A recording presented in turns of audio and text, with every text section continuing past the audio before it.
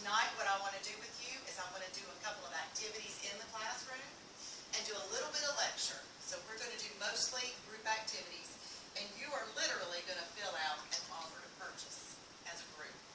I'm going to have this side be the buyer and this side be the seller. And we're going to see exactly what it's like when we fill out that offer to purchase, and we have counter offers, and we have other things that take place. Are you all excited about this? Yes, I think it's going to be a good time tonight. Now, before we do this, we're going to review a couple of things. One thing I want us to remember is which exact form are we going to use when we're writing up an offer for residential property.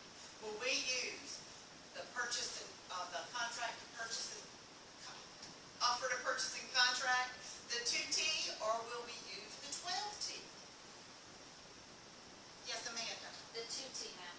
That's right. We will be using the 2T. Why would we not use the 12T? Lavette, I saw you raise your hand. Why would we not use the 12T? Because it's for land.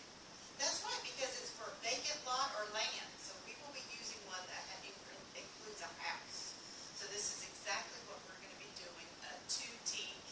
And we know exactly which one we're going to use. Now, in regards to contracts, the real estate sales contract, it sets forth all the details between a buyer and a seller when they're entering into a sales agreement. Now, one thing about this is it's very important that the document be completely accurate and complete.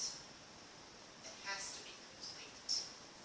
Another thing that I want us to remember is that the North Carolina Association of Realtors has created a sales contract that is used in North Carolina, and it has all the minimum requirements of the North Carolina Real Estate Commission.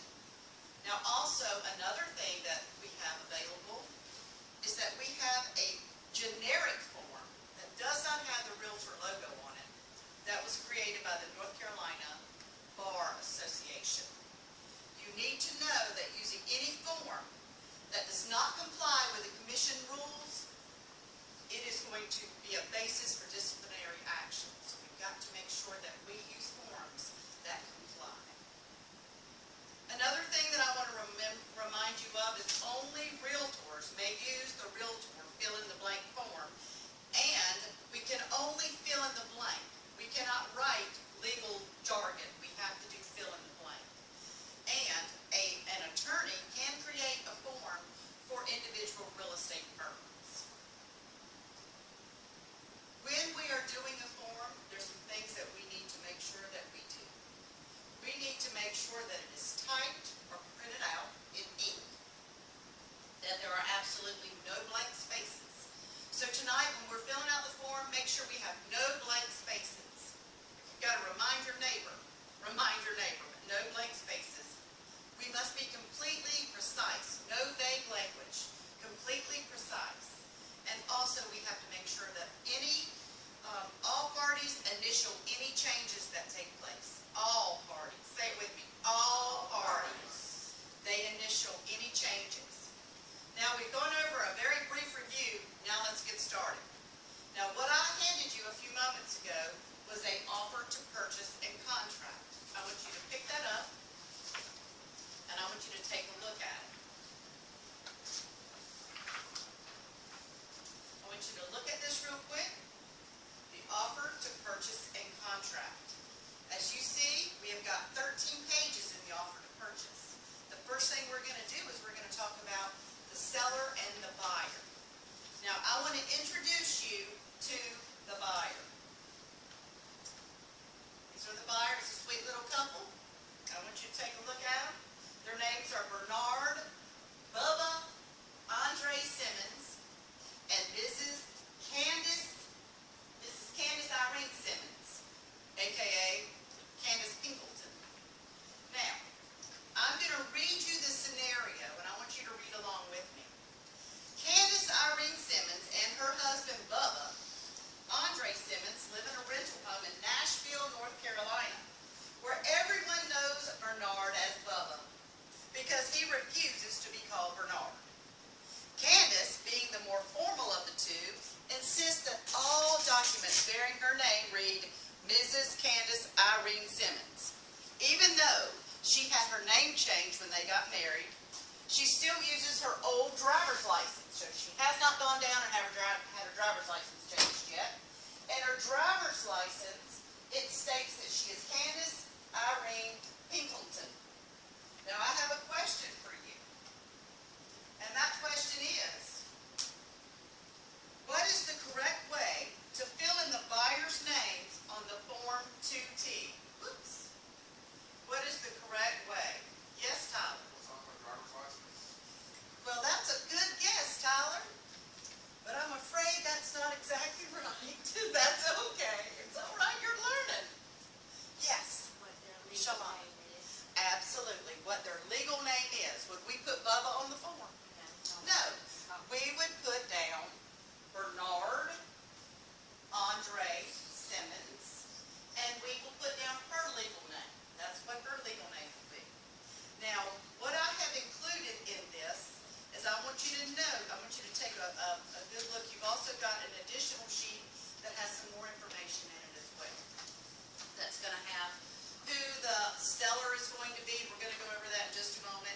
And also a lot of details that you're going to need. Now, the couple has been searching for a new home in the city for 2 months. They have a buyer's agent. Her name is Betty, and she is from Real Time Realty.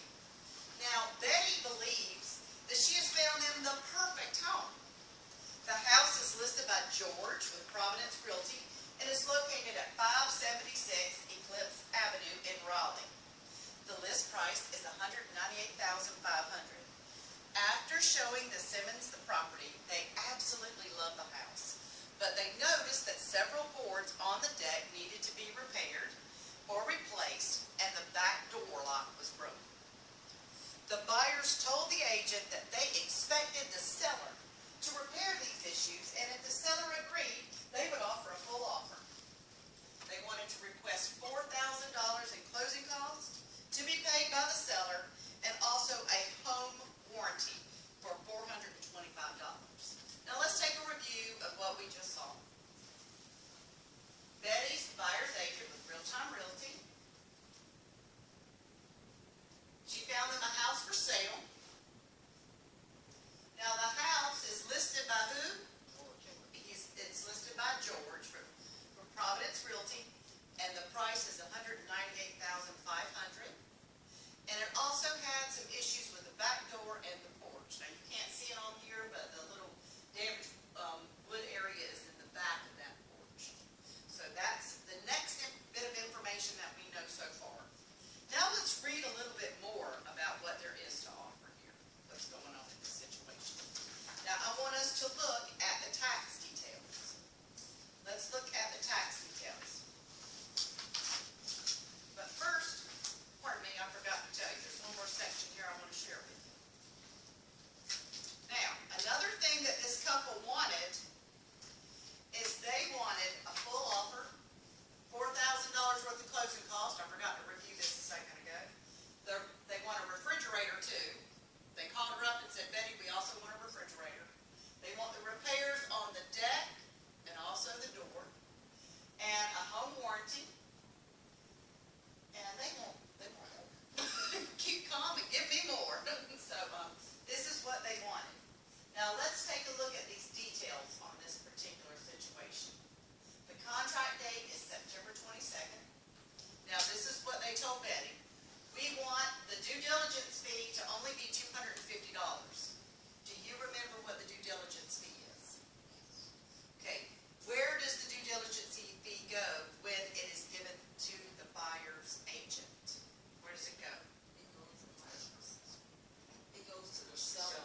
It goes to the seller. So that let them know that we're serious about this. That's right, Lavette. It goes to the seller to let them know they're serious. Now, you were on track in another direction. Now, where does the earnest money go? You got it. That's right, Tyler. The earnest money is what goes to escrow. So they also are going to give some earnest money as well. So they've got due diligence fee here. They've got earnest money of $2,000. It's going to be in a personal check. The due diligence date is October 10th. And the closing date is October 31st. What is the HOA? Anybody tell me what an HOA is? Yes. Homeowners Association. That's right, it's a homeowners association. It is going to be a VA loan. Bernard was a former military, so it's going to be a VA loan. They want a home warranty, and look at the closing attorney. Dewey Cheatham and Howe. Dewey Cheatham and Howe. Now, one thing I want you to notice in this is that when the agent went to the MLS, there was absolutely no residential property disclosure. So they are going to need to do something special on that form due to that. On the offer to purchase, that's going to need to be noted on the offer to purchase. Remember this, there was no residential property disclosure and no mineral rights, no mineral oil and gas rights. Now let's take a look at this. This is where you will find out the actual legal name of the sellers. Very frequently it'll show up on the MLS, but agents usually, they should always, go to the tax records and get the deed and get all the information from the register of deeds in order to be able to give the actual legal name. Are the MLS sometimes mistaken? Yes. So in order to have the correct name, they need to go and do a little bit of research. So what has happened with Betty is Betty has gone to the tax records, and that's where she's got all this information. This is the actual address, 576 Eclipse. This is the tax district, the tax bill number, residential class, neighborhood, plat book and page, and legal description. There is a reason I am showing you all this. In just a moment, you're going to see why. I also want you to notice this. This shows the deed book and page number. It also can show the agent and the buyers what they purchased this home for originally. Now, is it going to show any second mortgages? No. But it's only going to show the original, what they paid for. Now, I want you to get out your offer to purchase. You have got a list of all of that information with you, with the tax record, and in your scenario, you've also got some more information. So the first thing we did is we've already put in the buyer's name, Bernard Andre Simmons and Candace Irene Simmons. What will the seller's name be? How will we write in the seller's name? Dwight T. Clifton. That's right, Amanda. And what about his wife? What will we do regarding the wife? We will put a comma, and then we will list Carly C. Clifton. That is correct, Caleb. Now, for the street address, can we only put a street address? Absolutely not. When can you only use a street address? On a lease. That's right. Thank you, Evans. On a lease. Now, that is why I showed you the tax information, so you would have all that legal description.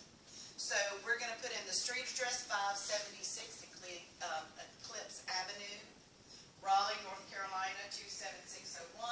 What county is it in? Wake County, that's right. Now, this is a made-up address, just for you to be able to have a sample to use.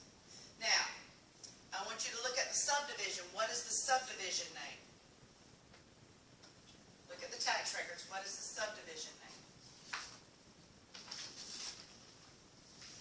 Y'all see it? It's Lunar Hill. Lunar Hill. Lunar Hill. Right there. It's a little bit tricky because it's located in the other description, in that legal description. Now, I want you to help me find where's the plat book and slide. The plat book. 0124, and the page number. 0164, that's right. Now let's look at the other description, which is going to be the actual legal description. What will that be? That's right. Lot 9 Sunset at Lunar Hill, and then put the parentheses, in the parentheses 0.24, because that shows exactly the acreage that's going to go with this. Now we need to look at the deed book and page. Can you see that in your tax record? 9277, and the page is 586. Y'all see that? Very good. What was the total that Bernard stated that he would pay for the house? Full price. And what was the full price?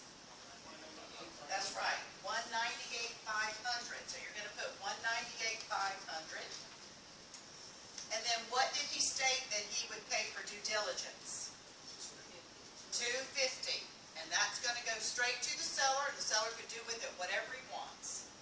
And then at closing, if it goes to closing, it will go back to the buyer. But if the buyer decides he's going to walk away, what does the seller do with that $250? He keeps it. He put it in his pocket. He can spend it. He can do whatever he wants with it. Now, when it comes to the earnest money, look at the third line. That is where you list the earnest money. How much was that earnest money? $2,000. And how was it to be paid? A personal check. So you're going to X out the personal check. Now, what will you do to these lines that are not applicable? NA. So all the way down until you get to where the balance is, put NA.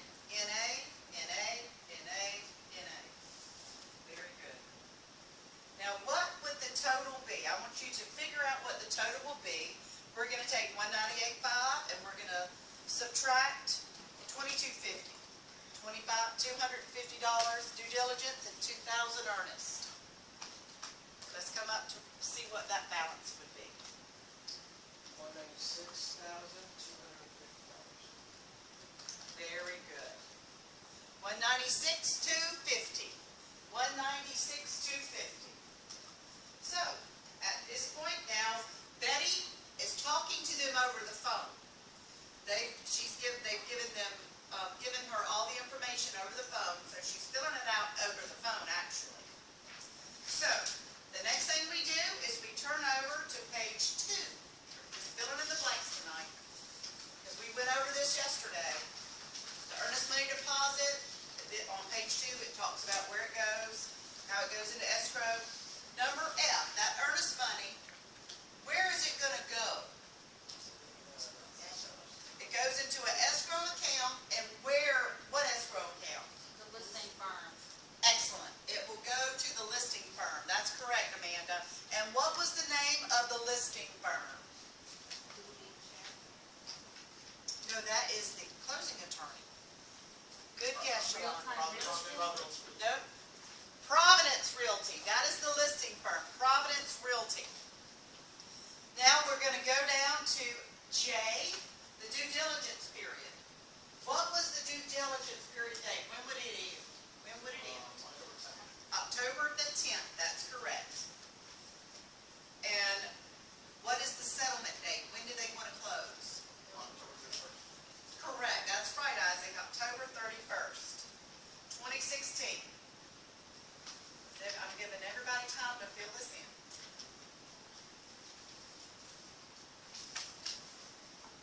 And we're going to go to the next page. Now, when it goes to fixtures and exclusions, was there anything that we needed to add in here? No, that's going to be regarding personal property. It's going to be NA. If there's nothing we need to add here, it's going to be NA. Items leased or not owned, they're not aware of anything. There could have been a satellite dish they don't know about. They wouldn't know at this point.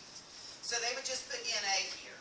And then if they found out later, they will do with it then. But when they're just writing up an offer originally, most likely they're not going to know if they had a satellite dish that, but it states here. Antennas, satellite dishes, receivers, appliances, alarm, and security systems. They would not be aware of it as a buyer. Now we're going to go down to D, items that do not convey. Was there anything that did not convey that they didn't want? No. So we're going to put NA. Now for the personal property. Remember, she called him up on the phone. She said, I forgot to tell you, I also want the refrigerator. So we're going to write in refrigerator. Now, one thing I would highly recommend, if it's a really nice refrigerator and you really want it, take a picture of it. Write down the serial number. I'm telling you, this has happened over and over. Put down the serial number, the make, model, all as detailed as you can. Remember, it said be precise. I have seen people request a refrigerator, and then the day that they go in on closing day, they go in and they see this old dilapidated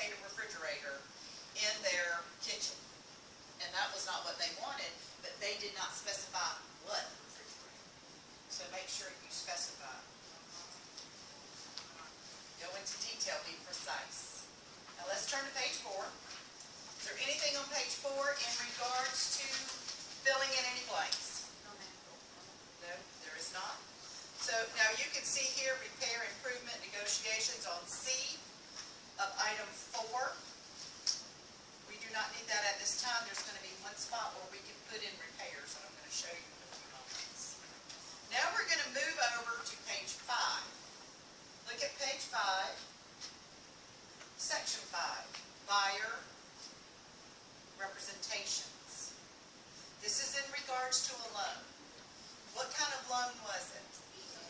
A VA, correct. What was the loan balance? That would be the balance on page 1. What would be the balance that we would put there? That is correct, Livette. 196,250. And then we're going to put down for a term of 30 years. And let's say that the interest rate was 3.5. I always go a little tiny bit above it to what my buyer is determined. I will not buy a house more than 4%. So I put in 4%. Let's say that the Simmons said, I will not pay more than 4%. So put in 4% because it says a term of 30 years at an initial interest rate not to exceed 4% of the loan. And right now it may be 3.5, but in the course of it, if it goes longer and it goes over, they're not going to have to pay more than 4%. Now, but remember, they've got a due diligence date as well. I'm going to show you something very interesting about a VA loan, though. In a VA loan, there's going to be an addendum that has to be attached to this contract where they can get out of the contract if the house does not appraise, even if it takes place after the due diligence period. And I'm going to show you that in just a few minutes. So a VA and an FHA have a very important addendum that you need to make sure that you attach to a contract when you are making an offer to purchase. Now let's go down to D of section 5, the Residential Property and Owners Association Property Disclosure Statement. Where will we check this? There's 3 different blocks. One that says they have received a signed copy, one says they have not, and one says they're exempt. That's correct. The buyer has not received a signed copy of the North Carolina Residential Property and Owners Association disclosure. Now listen to the importance of this statement prior to the signing of this offer, and shall have the right to terminate or withdraw this contract without penalty, including a refund of any due diligence money prior to whichever of the following events occurs first. Number 1, the end of the 3rd calendar day following receipt of the disclosure statement. Number 2, the end of the calendar day following the effective date. Or 3, settlement or occupancy by buyer in the case of a sale or exchange. Do you think the residential property disclosure is important? Absolutely. So that's where we're going to check it. Now we see a couple of blank lines on here. What are we going to do with those? NA. Now we're going to turn over to page 6. This is the mineral and oil and gas rights mandatory disclosure statement. We're going to do the exact same thing that we did with the residential property disclosure. So where will we put the X? That's right. The buyer does not, or has not. Look, let's read this one. The buyer has not received a signed copy of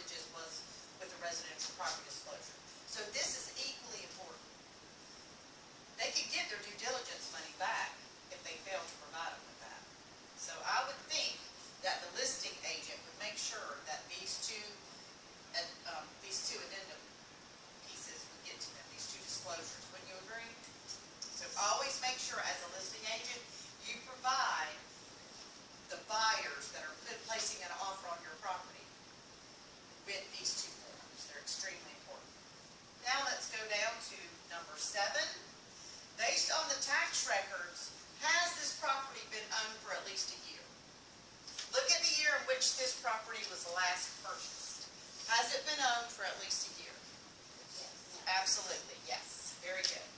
Now, is there any importance about lead-based paint? Because when was it built? It was built in 2003, so is there any?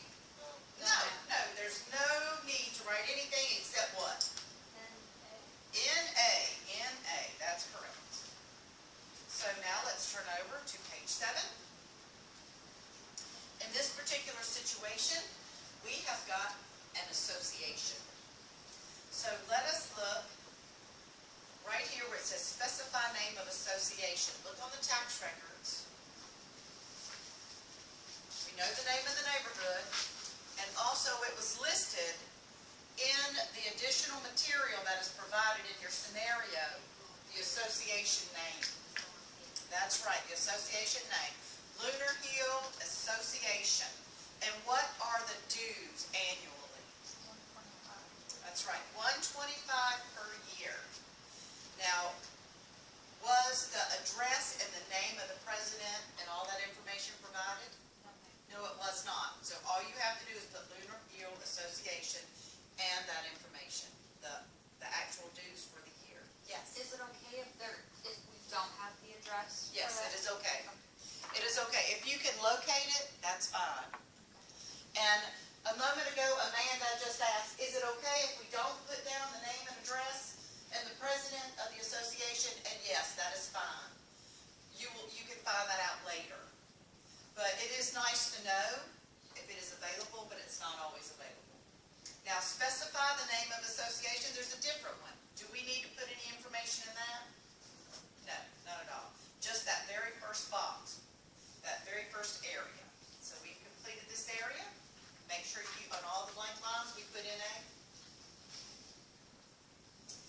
And we are going to go to page 8. Now, I want you to look at H. Letter H.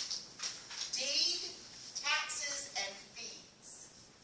Seller shall pay for preparation of a deed and all other documents necessary to perform seller's obligations under this contract, and for the state and county excise tax and any deferred, discounted, or rollback taxes and local conveyance fees required by law.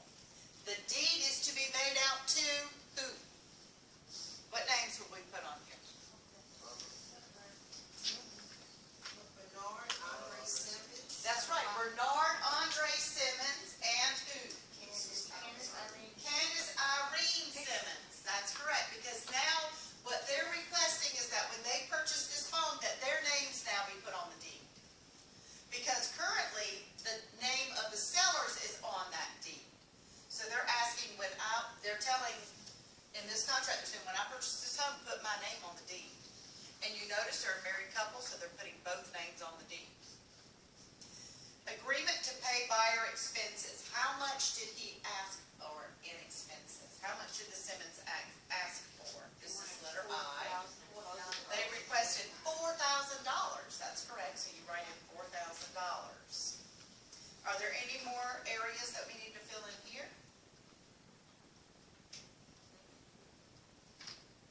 Now let's turn over. We are now on page 9. Home warranty. They requested a home warranty. So where would you put your X in the dollar amount? The first, second, or third box? Second.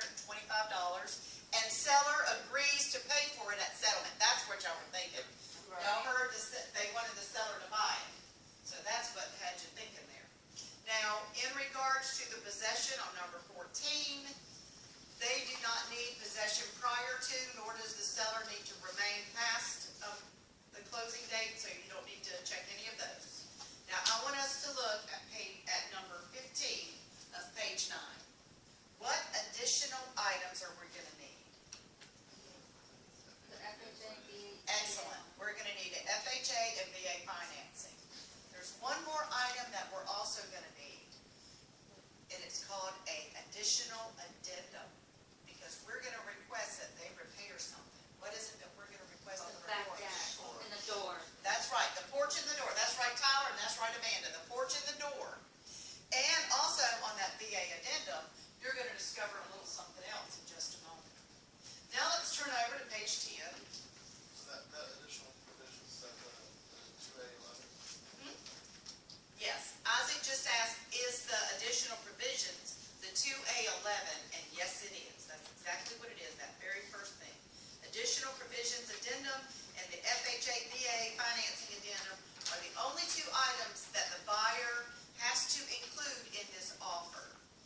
Now, will he be including the due diligence immediately or not? Well, he actually, in here, it states that he is providing the earnest money with a personal check. And it states here the due diligence may be payable and delivered to the seller by the effective date.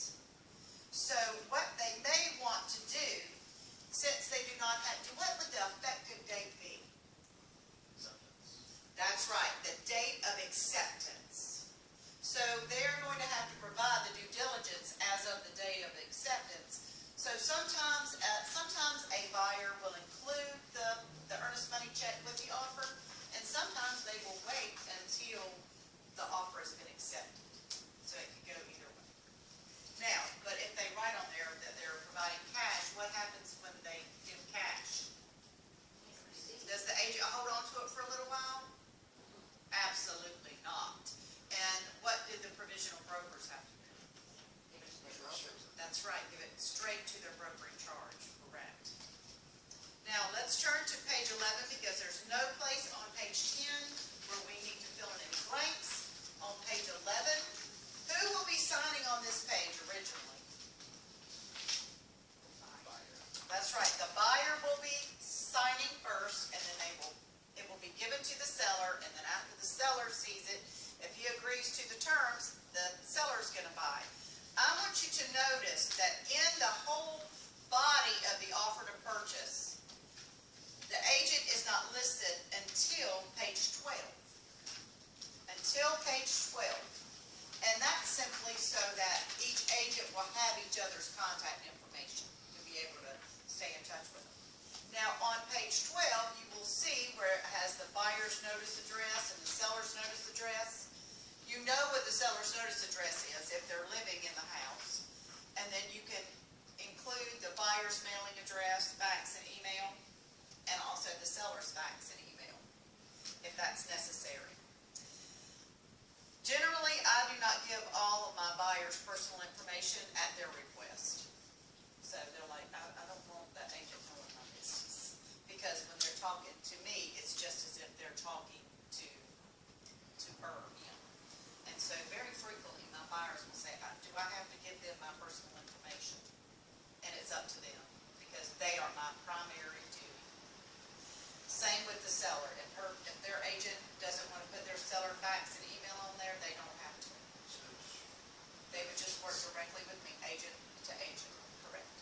Now, notice here, selling agent's notice address. Now, the selling agent, which agent is that? That is. No, it's not the seller's agent. The selling agent, this is where y'all get tricked up. The selling agent is not the seller's agent. It is the buyer's agent.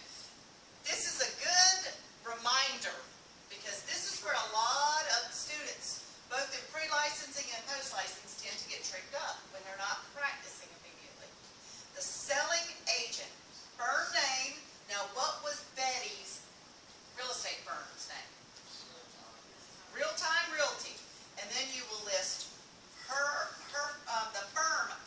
They've just started this. The firm license number has to be listed now. The firm license number is to be listed. And then the mailing address of the firm. And then the individual selling agent. And guess what Betty's last name is? Rubble. Betty Rubble. And then her license number. Her phone number, so that she will be easily reached by the other agent. Her fax number, her email. And then we do the same thing in regards to the seller, the selling agent. I mean the seller's agent, which is the listing agent. So the selling agent, belongs to the buyer. The listing agent belongs to the seller. Okay? So, the listing agents, what was the name of the listing agent firm? Providence. And the firm license, you list that, you put the street address, the name of the actual agent that will be receiving the contract, and also his license number, his phone number, fax, and email. So the next page is where you have the receipt for the money. This is the monies page, and it is on page 13. If you are presenting an offer and you have not received any money from your buyer yet, but they're waiting until the contract has become an actual effective contract, the offer's become a contract, you will not sign anything on this page. I want you to look at it. I have seen agents accidentally sign this, and they're stating that they received money they did not receive. So, listing agent acknowledgement of receipt of due diligence. Did Simmons provide due diligence money in hand immediately? No, they didn't.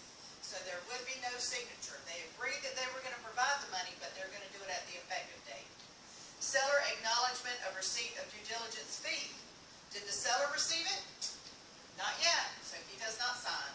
And the same exact thing in regards to the earnest money.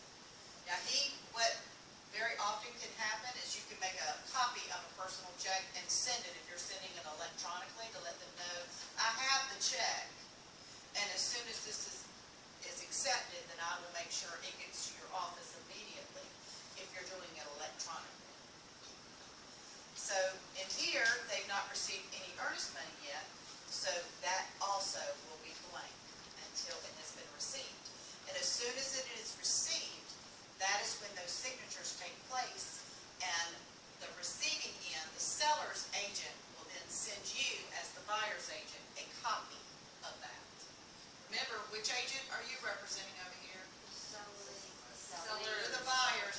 You're the buyer.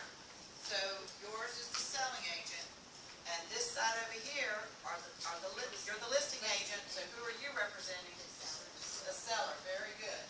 Now at this moment right now, let's take a peek. Look at our tax information. This is what we've been talking about. This form right here, the Form 2T, this is an extremely important form. Now, I want us to look one more time at our scenario. Well, not one more time, we've got several more times to look at the scenario. Let's look at our scenario next. Now, Betty finishes the offer to purchase for her buyers and remembers her instructor from her post-licensing contracts and closings class teaching the students how to make a good offer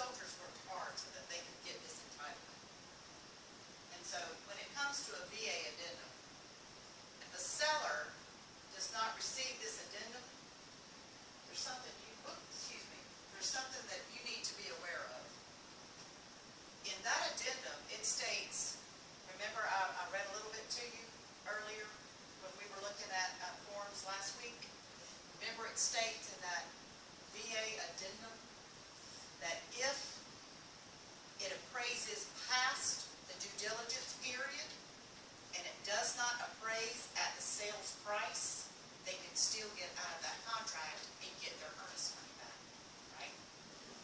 But guess what? If you're an agent and you forget to provide that VA FHA addendum, and this happens too with the FHA, what do you think can happen?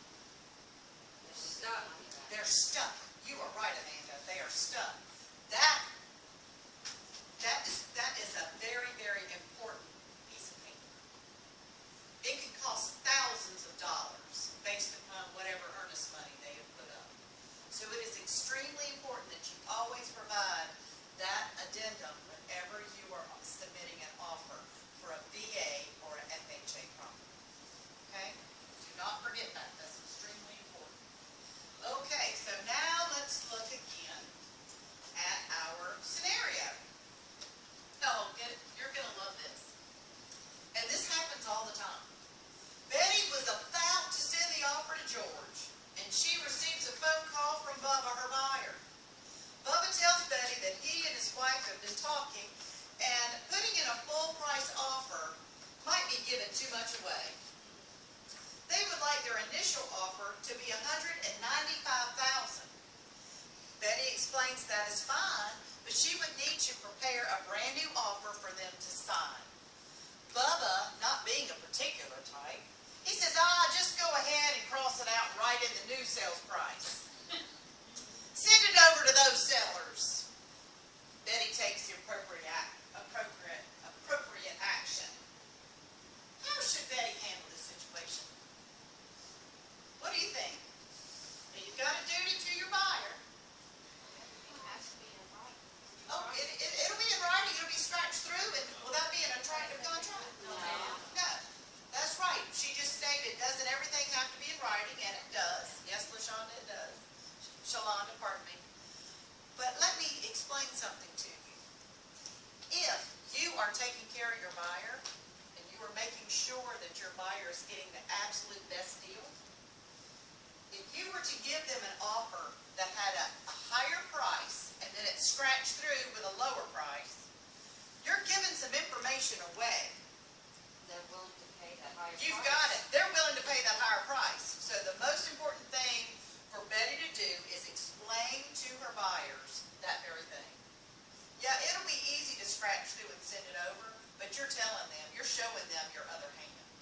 You're showing them that you are willing to pay that high price. And if you don't do that and you submit a clean offer with $195 only, it's going to be a lot easier to get that price. And I guarantee the idea of saving $3,500 to a buyer is going to be enticing. So what she will do now is she will take page 1 and page 5. Those are the only things that really need to be changed on that contract. They need to change the price. That's why you have page 1 and page 5 an additional page. Page 1, you need to change the price, and on page 5, you need to change the price of what that loan is for. That's the only thing that needs to be done. You don't have to redo the entire That contract. makes it easier. Yeah, and when he realizes that, I would assume he would change his mind. All you've got to do is say, well, do you want to pay full price? Because that's what you're telling him. You're telling him you're willing to pay full price. So that you are absolutely right. Good job. Now she is finally ready to submit her offer. Now she's getting ready to submit it. She calls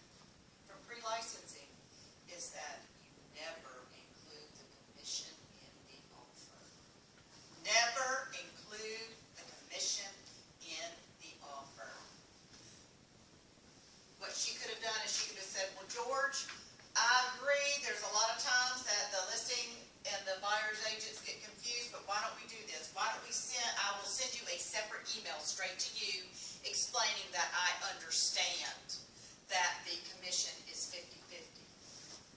That would clear it up. That would not be included.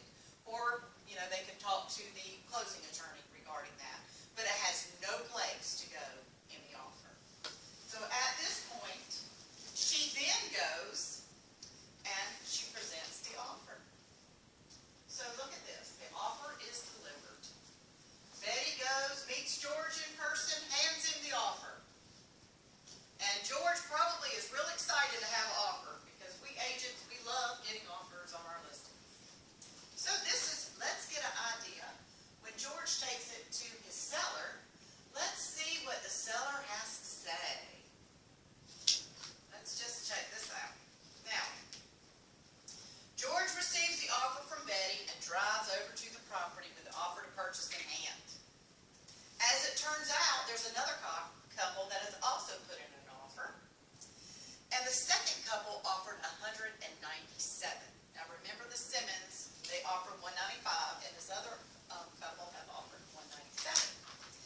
So George and his clients discussed the offers.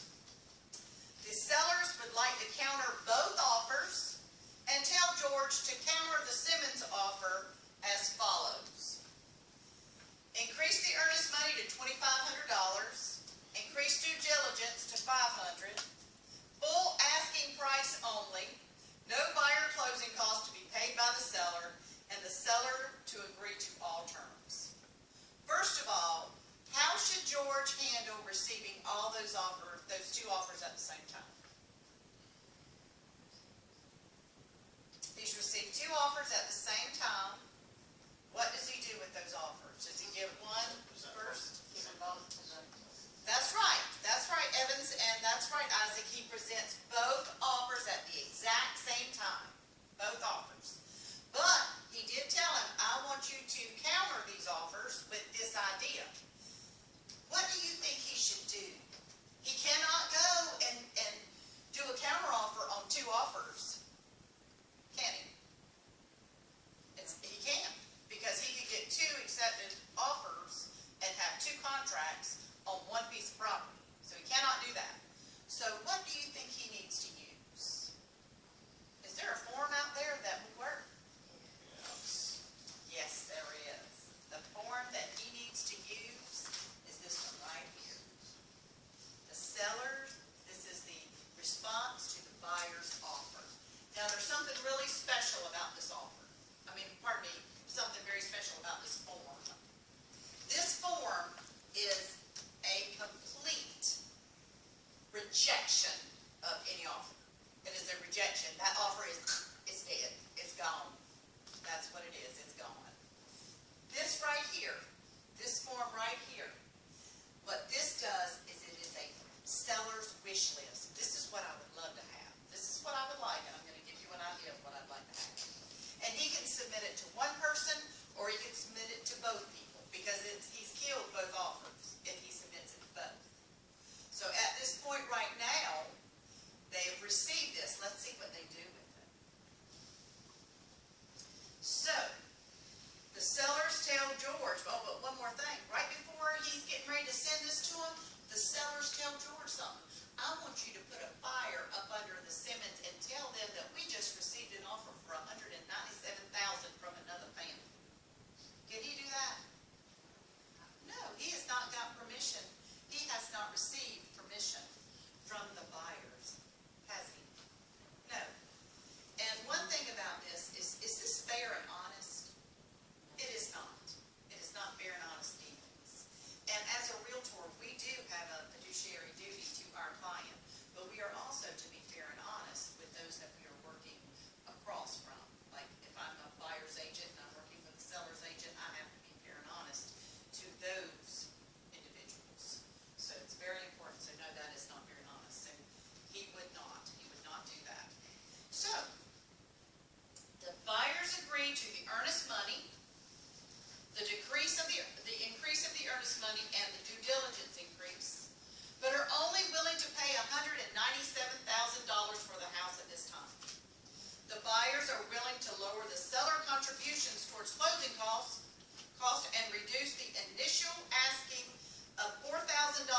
average closing down to $2,000. They ask again for the sellers to provide a home warranty and the refrigerator. Now, since that old offer, the original offer has been rejected, what do you think needs to be done? Absolutely, Amanda, very good. Amanda said, write a new one. That's right, she needs to write up a brand new offer and present it to the seller. So now they've gone and written up a new offer with $197,000, $2,000 request for closing, $2,500 in closing cost, and $500 in due diligence, correct? And then also the refrigerator and the home warranty. So this is what happens next. The buyer receives the offer from Betty and again drives it over to the client's house with the new offer in hand. As it turns out, that other couple is no longer interested. They're no longer interested in it. And so he says, well, you know, 197 looks pretty good, but I'm still not going to pay $2,000 in closing costs. I'll do everything else except I'm not paying $2,000 in closing costs. I'll pay $1,000 in closing costs. So he sends it over to the buyers. The buyers look at it, and they say, you know what, I'm kind of tired of this back and forth dance with these sellers. I love this house. I want it. It's close enough. So at this point, right now, they have what is called a meeting of the minds, because the seller's given them another offer and they finally say, yeah, I think I'm going to accept it. That is a meeting of the minds when they've come to agreement. But do they have an offer? Do they have a contract yet? Absolutely not. So, I want you to look at this timetable here for a couple moments. Look at this timetable, because I want you to see which time it is that they select